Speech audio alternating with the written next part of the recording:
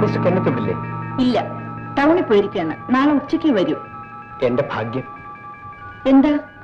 Mrs സിന്ധ്യയെ അല്ല Mrs കെന്നത്തിനെ ഈ വേഷത്തിൽ എനിക്ക് കാണാൻ കഴിഞ്ഞല്ലോ.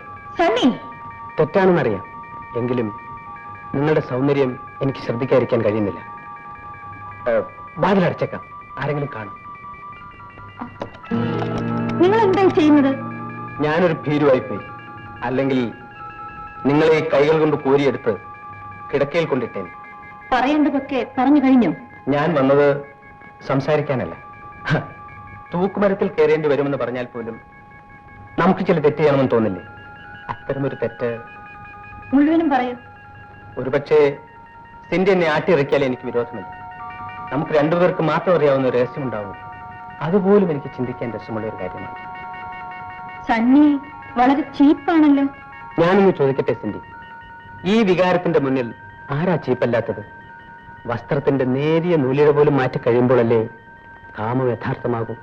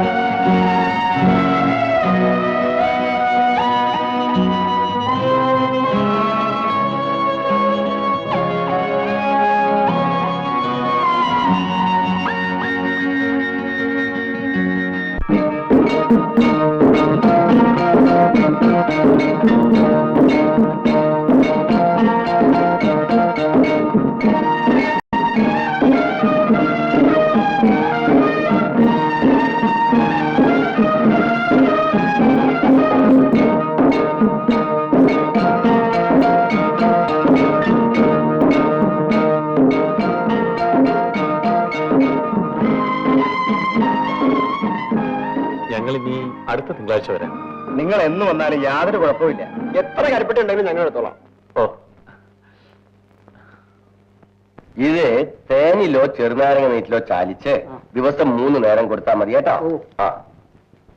വൈദ്യരെ കള്ള് നല്ല വെള്ളമാണോടാ? എപ്പം കൊണ്ടുവന്നാലും ചോദിക്കും നല്ല വെള്ളമാണ്. ആ ഇത്തിരി പുളിച്ചത് ഞാൻ കൊണ്ടുപോയേക്കാം. കൊണ്ടുപോവാ. പുളിച്ചതെങ്കിൽ പുളിച്ചത്. ദാനം കിട്ടുന്നതല്ലേ. കൊത്താ, നിന്റെ പെണ്ണിന്റെ ഗർഭമൊക്കെ എങ്ങനെ ഇരിക്കുന്നു? വിഷമമൊന്നുമില്ലല്ലോ? പ്രത്യേകിച്ചൊന്നുമില്ല. കാലിച്ചിരി നീരുണ്ട്. വല്ല മരുന്ന് ചെയ്യണോ? പ്രസവത്തിനൊക്കെ പല സർക്കാർ ആശുപത്രിയിലും കൊണ്ടുപോകുന്നതാണ് നല്ലത്. ഇതിനൊന്നും ഞങ്ങൾ ആശുപത്രി പോലെ വൈദ്യരെ.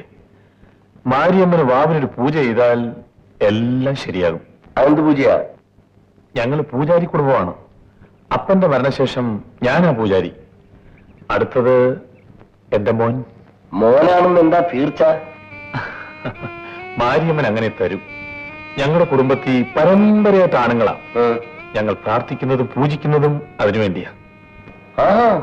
അത്ര ശക്തിയുള്ള പൂജയാണോ? ആദ്യം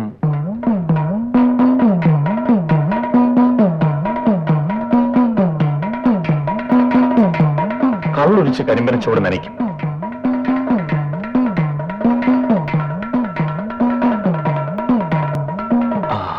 വൈദ്യരെ നേരെ വന്ധ്യകളെ, ഞാൻ പോട്ടെ.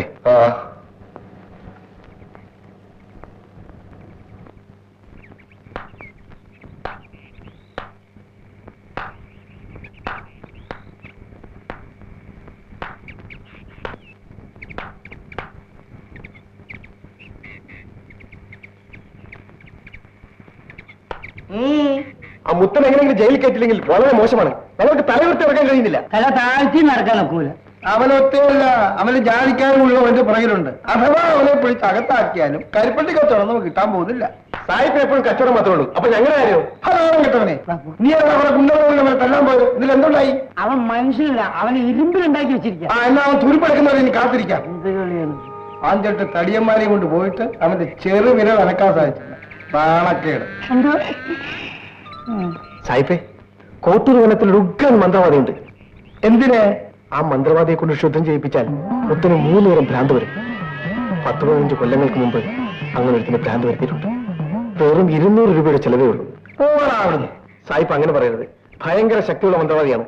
സായിപ്പിന് 200 രൂപ മനസ്സിലെങ്കിൽ വേണ്ട, പക്ഷെ മന്ത്രവാദി ആക്ഷേപിക്കരുത്. നിനക്ക് വേണ്ടി 10 200 ഞാൻ തരാം.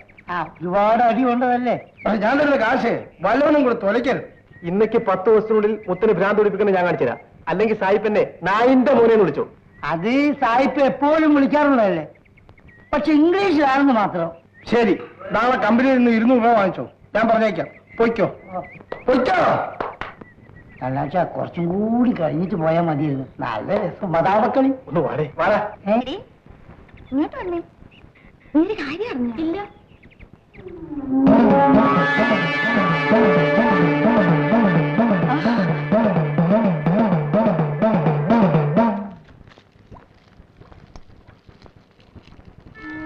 വിഷമിക്കാനൊന്നുമില്ല.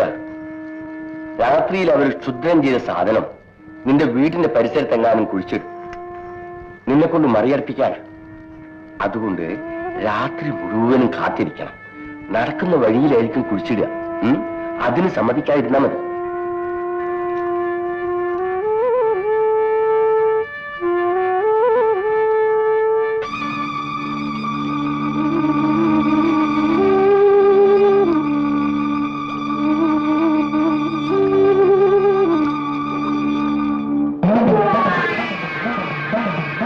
ഇത്രയും ചെലവ് വരുമെന്ന് ഞാൻ വിചാരിച്ചില്ല. ഇത്രയും രൂപ ഉണ്ടാക്കാൻ പറ്റൂല്ലെങ്കിൽ ഞാൻ നാളെ രാവിലെ പോകും. അയ്യോ, അങ്ങനെ പറയരുത്. രൂപ ഞാൻ എങ്ങനെയെങ്കിലും ഉണ്ടാക്കാം.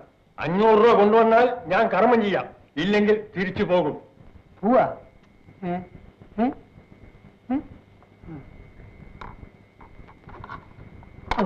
ശപിക്കരുതേ. സ്വാമിനി പൂജ തുടങ്ങിക്കോളൂ, ഞങ്ങൾ പോവാ പോവാ.